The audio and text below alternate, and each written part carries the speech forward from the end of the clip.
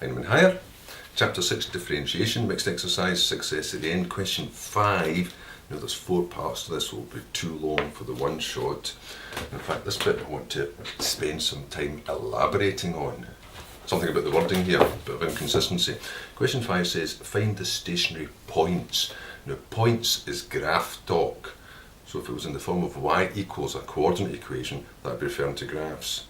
This is a function expression. It should really say find the stationary values for this. That being function talk. You would have a stationary value at a corresponding value of x. But I'll just take it as stationary points and think of graphs and do points. Well, the first thing would be this. Differentiate it. F dash of x would be 3x squared minus 2x.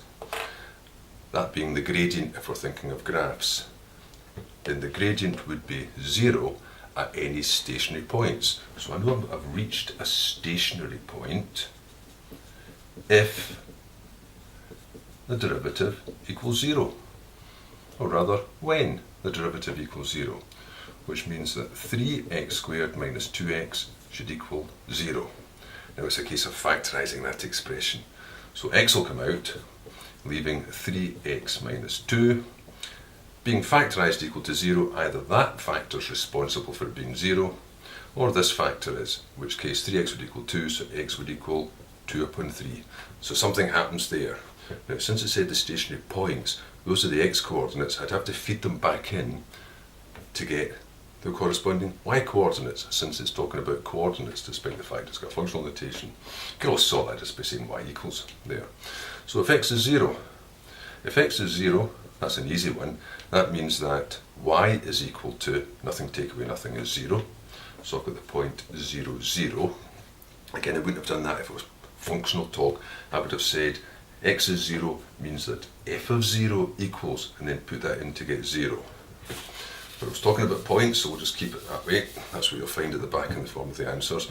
Now if x is 2/3, that means y is going to be feeding it in 2/3 cubed minus 2/3 squared. There's various ways of working that out.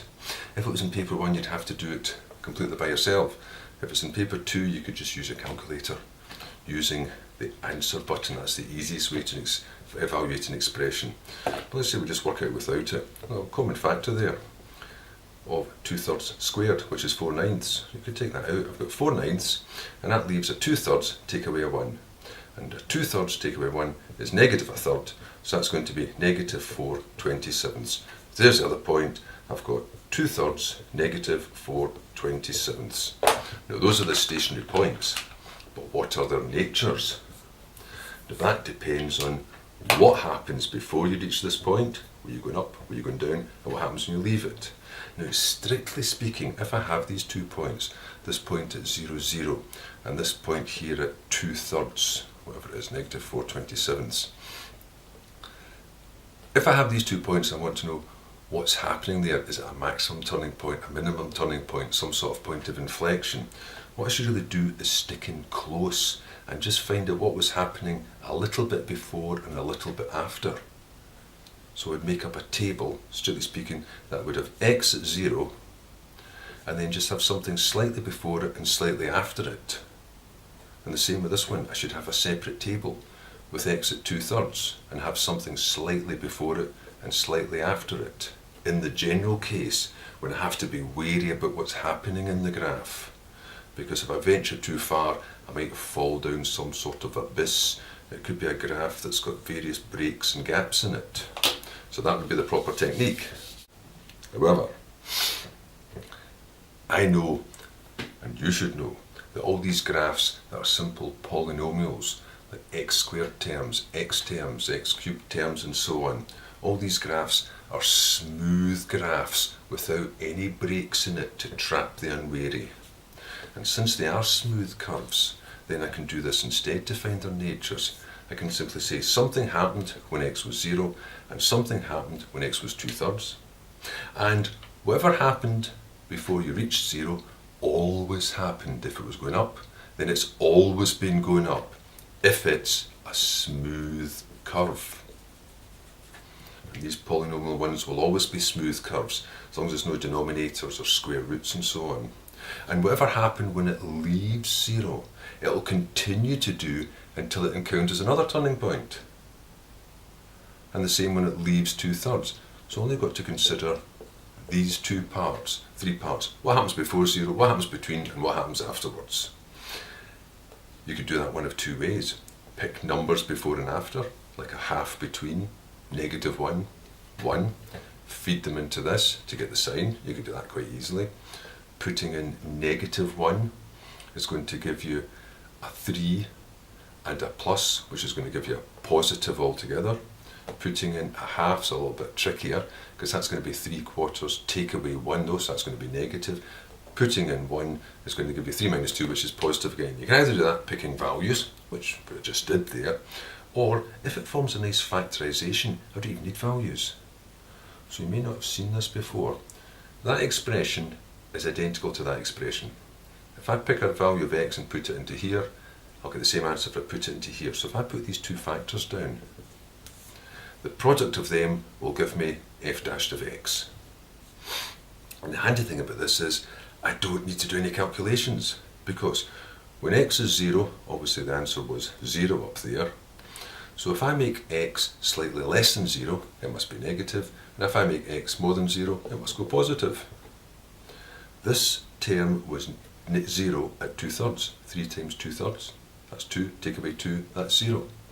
So if I push that just slightly to one side, so that it's going to be less than 2/3, that'll come to less than 2, and this whole thing's going to go negative. If I push that x slightly over 2/3, that's going to go to more than 2 and force it positive. You get that nice development of negatives and positives. And if I multiply my two answers together, then I've got a positive, a 0, a negative, a 0, and a positive. Then you get the shape along, back down again, and then up. I've got a maximum turning point and a minimum turning point. And then I can put my two answers down. I've got a maximum turning point at 0, 0, and a minimum turning point at -4/27. Or I could put that over here. I've got a maximum turning point, if I'm allowed to use abbreviations there, and a minimum turning point here. So that would be my answer. Whoops, that's a bit messy. For part A. And so B, this time it's expressed in the form of y equals. So we've got this coordinate equation, so we can talk about stationary points, since it's clearly a graphical expression. So first part would be differentiated. dy by dx. 3 3s are 9, take 1 off, 2. 2 2s are 4, take 1 off, 1. Linear term, just the coefficient. Constant term, forget it. So the stationary point, I can't write fast enough. Stationary point means that this derivative, that gradient, should equal 0 if it stops. Which means I've got this quadratic expression equals 0 to factorise, if I could, and this doesn't factorise integers. So I'll have to use the quadratic formula. X equals -b, that's -4, plus or minus the square root of b squared, that's 16, minus 4 times 9, make that 36, times the 6 at the end, that was the c, all over 2 times the a, that would be 18. So I've got -4 plus or minus over 18, the square root of, we'll have to work out this lot, so that's going to be plus 36, 21232.